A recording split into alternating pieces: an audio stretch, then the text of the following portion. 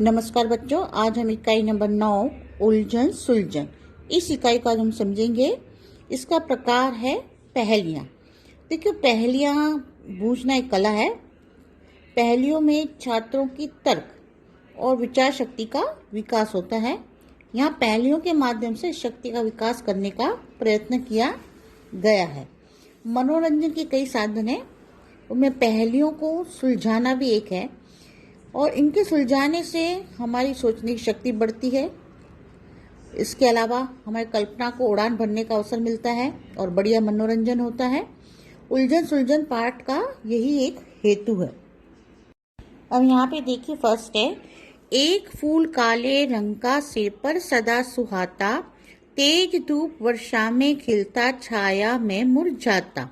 सुहाना मतलब अच्छा लगना और मुरझाना मतलब सूखना। अब यहाँ पे देखिए, कहा गया काले रंग का एक फूल है, वो सिर पर होने पर बहुत अच्छा लगता है। वह तेज धूप और बारिश में खिलता है, छाया में वह सूख जाता है। तो इसका आंसर क्या होगा? छाता। फिर सेकंड नंबर है, चोर नहीं डाकू नहीं, नहीं कहीं की रानी, 32 सिपाही घेरे रहते, तन मन पानी पानी। न वह चोर है न डाकू, वह कहीं की रानी भी नहीं है, उससे 32 सिपाही सदा घेरे रहते हैं, उसका तन और मन पानी से भरा रहता है। तो वो क्या है? जीभ।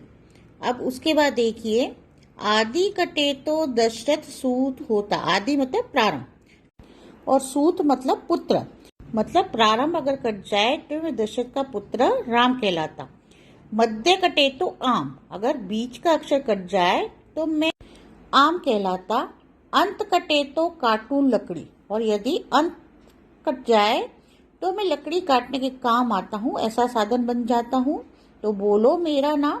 देखो, अगर प्रारंभ कटता है तो राम कहलाता, दशरथ पुत्र राम, और बीच का अक्षर कट जाता है तो शब्द बनता है आम, और यदि अंत कट जाए तो क्या बन जाता है?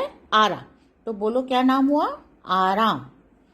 इसी तरह फिर देखो, दो सखियां दोनों चंचल, फिरती फाटक खोलें, सो जाएं तो सपने देखें, हंसे खुशी में दुख में रोलें।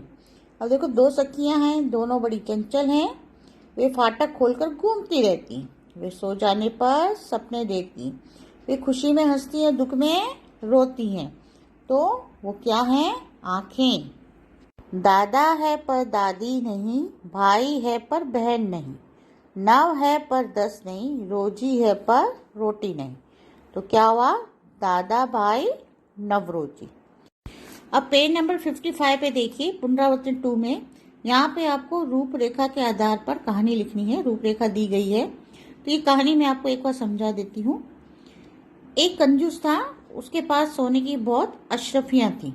अशरफियाँ मतलब सोने के सिक्के। उसने वे अशरफियाँ एक बक्से में रखी थी। अशरफिया की चिंता उसे रात को सोने भी नहीं देती थी, इसलिए उसने उन्हें खेत में गाड़ रखा था। वह रोज रात को जाता और जमीन में से बक्सा निकालता और अशरफियों को एक एक कर कर गिनता था। सारी अशरफियां सुरक्षित देखकर ही उसे चैन पड़ता था।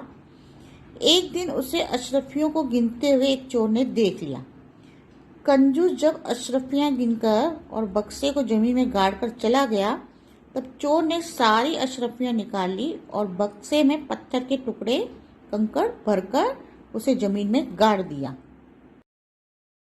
अगली रात बक्से में अशरफियों के बदले पत्थर के टुकड़े देखकर कंजूस के होश उड़ गए। वो फूट फूट कर रोने लगा। उसे रोते देखकर पड़ोस के खेत के बूढ़े मालिक ने उससे कहा, बक्से में रखी अशरफियां तुम्हारे किसी काम की नहीं थी, केवल गिनने के काम ही आती थी, तो अब उनके बदले पत्थर के टुकड़े गिनो, क्या फर्क पड़ता है?